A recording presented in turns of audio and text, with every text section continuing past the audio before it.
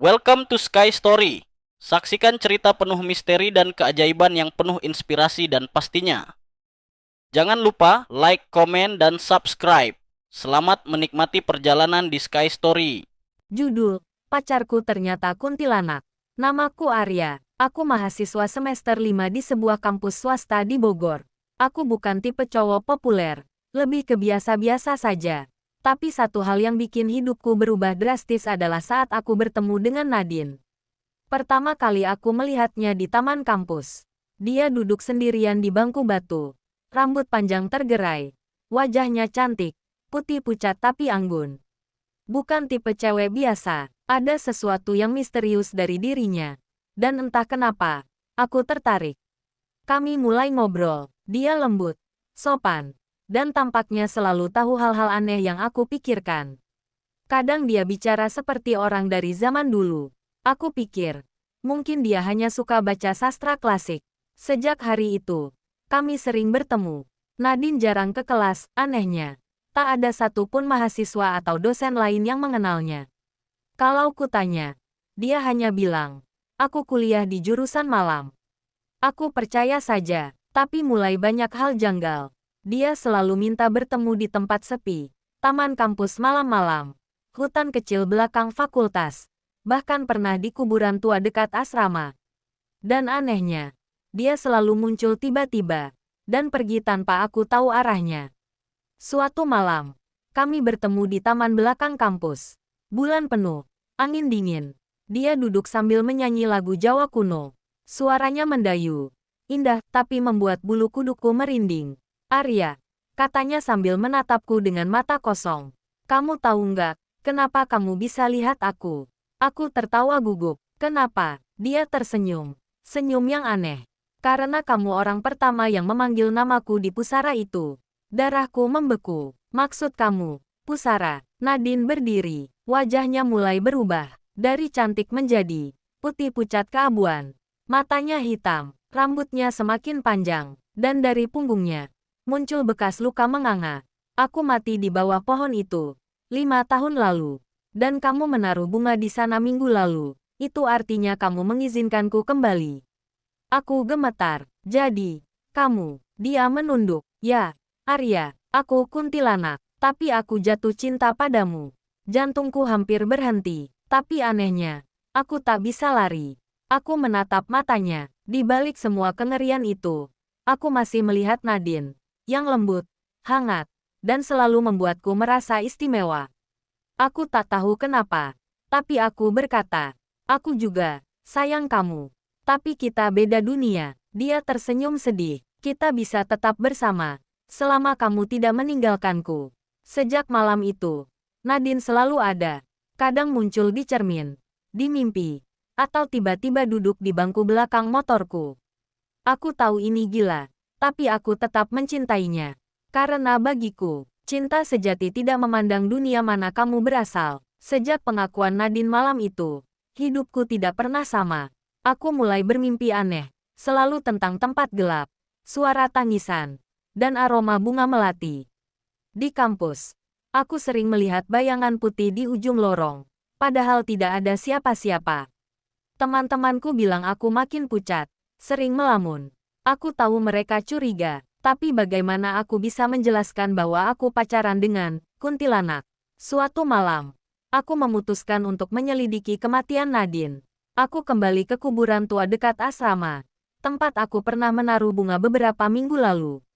Di sana, di bawah pohon beringin besar, ada nisan usang bertuliskan Nadine Ayu Lestari tahun 1998 sampai tahun 2018.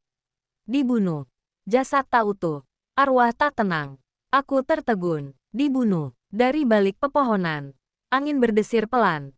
Membawa suara sayup-sayup. Lebih besar dari. Kau tak seharusnya membangunkannya. Aku menoleh. Tak ada siapa-siapa. Tiba-tiba udara menjadi dingin. Suara tawa wanita terdengar nyaring dari atas pohon. Aku mendongak. Nadine. Tapi kali ini bukan sosok anggun yang biasa kulihat. Rambutnya acak-acakan. Matanya merah menyala. Darah menetes dari bibirnya. Dia marah. Arya, suaranya berat, menggema. Kenapa kamu mencari tahu? Aku mau bantu kamu tenang. Teriakku panik. Aku tahu kamu dibunuh. Siapa pelakunya? Biar aku bantu cari keadilan. Seketika, matanya kembali normal. Sosoknya perlahan menjadi seperti biasa. Ia turun dan menatapku sedih. Aku tidak bisa pergi sampai dia membayar atas perbuatannya. Siapa dia? Nadine menunjuk ke arah kampus. Dia dosenmu, Pak Bram. Dia dosen pembimbing skripsi sekarang, kan? Aku tercekat. Pak Bram, dosen yang terkenal baik dan perhatian. Nadine menggenggam tanganku. Dingin dan samar. Aku adalah mahasiswanya dulu. Dia mencintaiku. Tapi aku menolak. Dia membunuhku. Tanda hubung, tanda hubung, tanda hubung. Sejak malam itu, aku mulai menyelidiki Pak Bram diam-diam. Dan makin banyak hal janggal yang kudapati. Tapi semakin aku dekat dengan kebenaran, semakin sering Nadine muncul dalam wujud yang makin menyeramkan. Kadang aku merasa dia kehilangan kendali atas dirinya, seakan sisi iblis dalam dirinya mulai mendominasi. Dan malam itu, di depan pintu kamar kosku, aku menemukan pesan tertulis di darah. Lebih besar dari, jangan coba-coba mengkhianatiku. Cinta kita selamanya. Atau kau ikut bersamaku di alam sana. Sejak pesan berdarah itu muncul, aku tahu hubungan kami bukan sekadar kisah cinta supranatural. Ini jadi masalah hidup dan mati. Setiap malam, Nadine makin sering datang, dan makin tidak bisa dikendalikan. Wujudnya berganti-ganti, kadang cantik dan lembut seperti dulu. Kadang berubah menjadi sosok mengerikan dengan mulut menganga, mata merah, dan tawa menusuk telinga. Dia mencintaiku, tapi cinta itu berubah jadi obsesi. Hari-hariku makin hancur. Teman sekosku, Rian, menemukan fotoku tertusuk paku di bawah bantal. Dia bilang malam sebelumnya, dia mendengar suara perempuan menangis dari atap kamar kami. Aku pura-pura tidak tahu, tapi aku tahu, itu Nadine. Sementara itu, aku terus mengumpulkan bukti tentang Pak Bram. Kutemukan berita lama yang tak pernah dipublikasikan luas. Mahasiswi hilang usai konflik dengan dosen pembimbing. Tak disebutkan nama, tapi dari tanggal dan fakultasnya, itu jelas tentang Nadine. Aku yakin, Pak Bram menyembunyikan sesuatu. Suatu malam, aku menyusup ke ruang dosen. Kubuka laci mejanya, dan kutemukan sesuatu yang membuat darahku membeku. Kalung milik Nadine, kalung kecil berbentuk bulan sabit, yang pernah dia bilang hadiah dari ibunya sebelum meninggal. Aku baru saja memasukkannya ke saku saat tiba-tiba pintu ruang dosen terbuka. Pak Bram berdiri di sana. Sedang apa kamu di sini, Arya? Suaranya datar, tapi matanya penuh ancaman. Aku tak bisa menjawab, tapi sebelum dia bisa mendekat, angin dingin menerpa ruang itu. Lampu padam, dan dari balik sudut ruangan, suara itu muncul lagi. Tangisan lirih, lalu tawa, mengerikan. Dari balik kegelapan, Nadine muncul. Tapi kali ini, dia bukan Nadine yang kukenal. Dia seperti roh yang sepenuhnya lepas kendali. Matanya hitam kelam. Tubuhnya melayang. Rambutnya menjuntai hingga ke lantai. Dia pembunuhku. Arya, sekarang kau harus memilih. Bantu aku membalas. Atau ikut bersamaku selamanya.